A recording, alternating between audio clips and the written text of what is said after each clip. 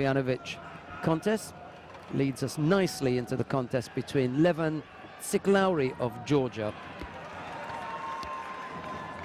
and Ууганбаатар of Mongolia. It's Tsiklauri in the white judogi, Ууганбаатар in blue. And here for the third time this morning is, well, it's the afternoon. It's the first time this afternoon then.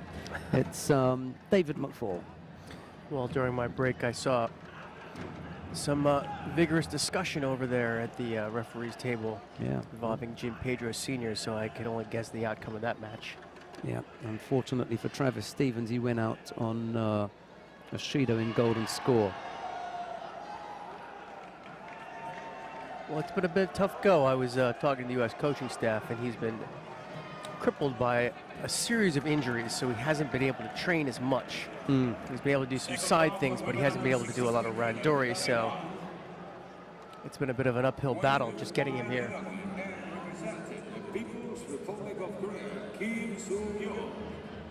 Still, Travis, he's a warrior. He, like I said, I think he's worn more tape than any judoka I've ever seen. It was in London where he was practically mummified.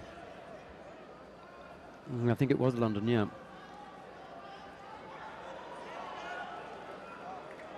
Just embalm him and stick him in a pyramid.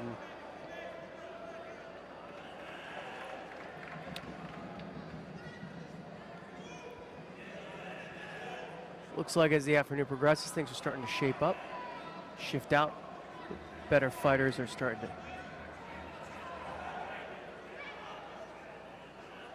rise to the top.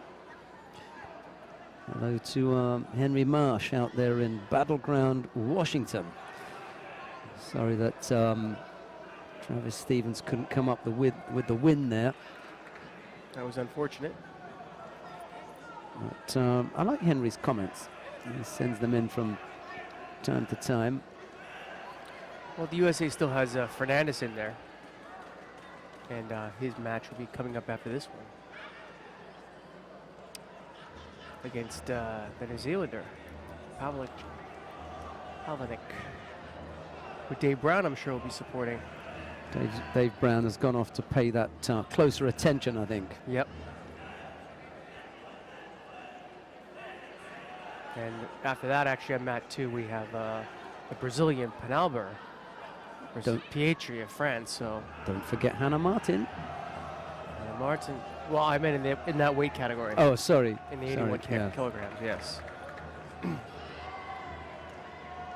Yeah. How could I forget Hannah Martin? She's not quite 81 kilos. No, no, not by any stretch of the imagination. I don't think she'll ever be 81 kilos. We hope not. We hope not. But in this match here, it's Ууганбаатар up by Yuko with just about the match half over. And of course, as soon as I say that, the Georgian comes in with a Yuko. I'm telling you, folks. You are cursed. Or blessed. Every time I say this, we have action, which is nice, right? Well, as far as the Mongolians are concerned, you are cursed. Yes, yes. I have to watch my back when I exit the stadium. Tied up now, Yuko apiece. Little over 2 minutes left to go.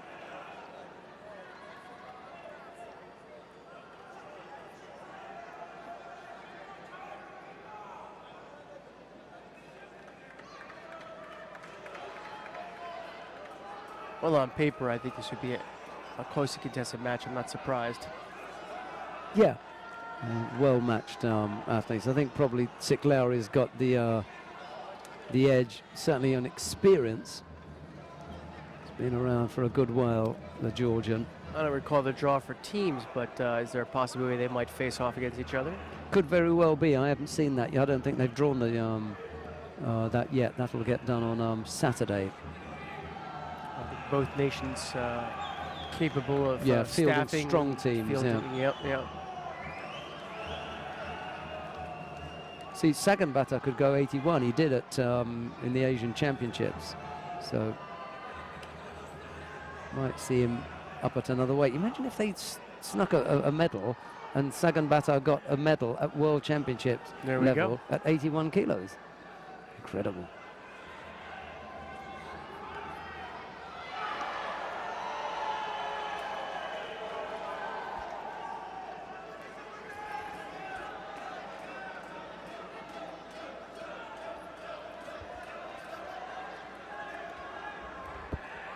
Ууганбаатар gets a second Yuko on the board. Oh, yes. Yes. Yeah, he turned it. Nicely done. Yeah. This year in October, we have the Junior World Championships in Slovenia. So there we go. It's 2 Yukos to 1 with 30 seconds left on the board here. Ууганбаатар leads.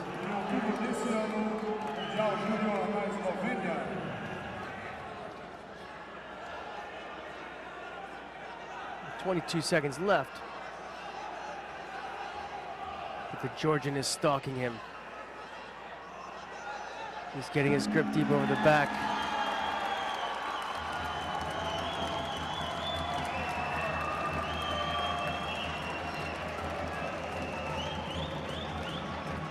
I tell you also, I was sitting up in the stands during the that Cuban-Japanese match, and boy, was it loud up there. It was louder than the Brazilians on the other side. Wow. Well, Sick Lowry shaded out here. 2 Yukos to 1. Let's say shaded out. That was skill I demonstrated there. And it's the Mongolian Ууganbaatar who goes through to the next round.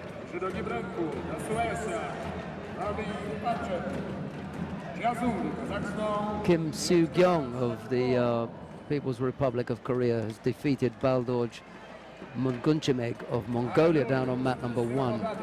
Kim through to the next round.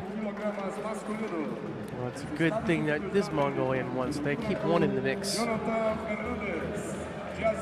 But now coming up on mat 2, we're going to have Jonathan Fernandez. I did actually appeal to one of the Mongolian coaches for some language lessons, or at least a pronunciation guide. They helped you out, did they? Well, you can hear it. Obviously didn't take. Looks like a little bit of a steeper challenge, I think, for the New Zealander. Definitely. Nothing against Fernandez, but you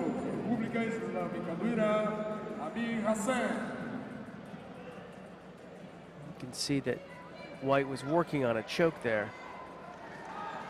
Had some potential, perhaps caught more of the chin than the neck. Now he comes over the back and then looks for Sumigaishi. The Mongolian is not going to have any of that. And now he's going to tie up the upper body here, looking to tie up the arm. And go for Juji Katame. I thought initially he was going to go for a so next Mongolian who goes in for Uchimata, but really didn't get much depth in there. Deep grip.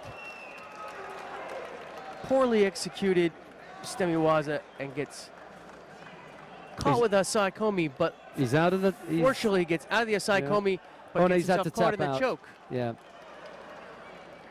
So it looks like getting out. Ууганбаатар. Yeah, it looks like he took the bait there a little bit. Yeah. We'll see. Perhaps we can get a reverse angle. We've gotten a couple good reverse angles from our cameraman in the past. Let's see if we can get another one to see how that choke went on.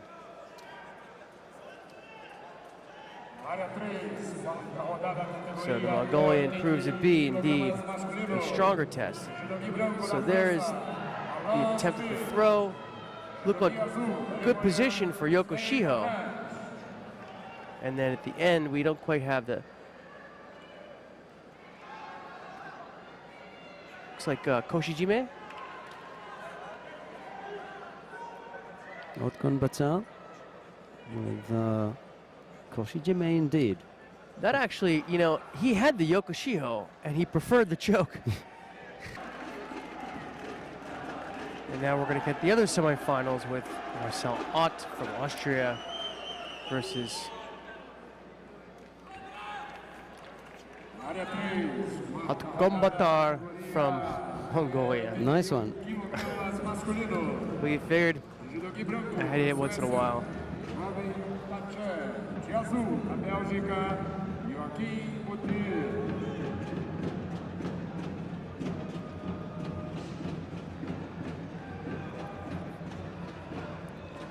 Pietri makes his way into the first of the semi-finals.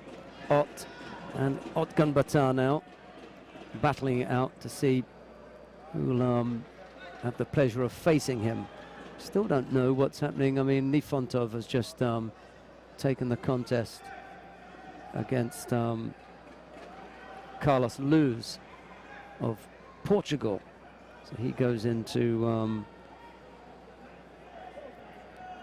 the last of the quarterfinals. It'll be a while before we get down to them because they've still got another fourth round contest going.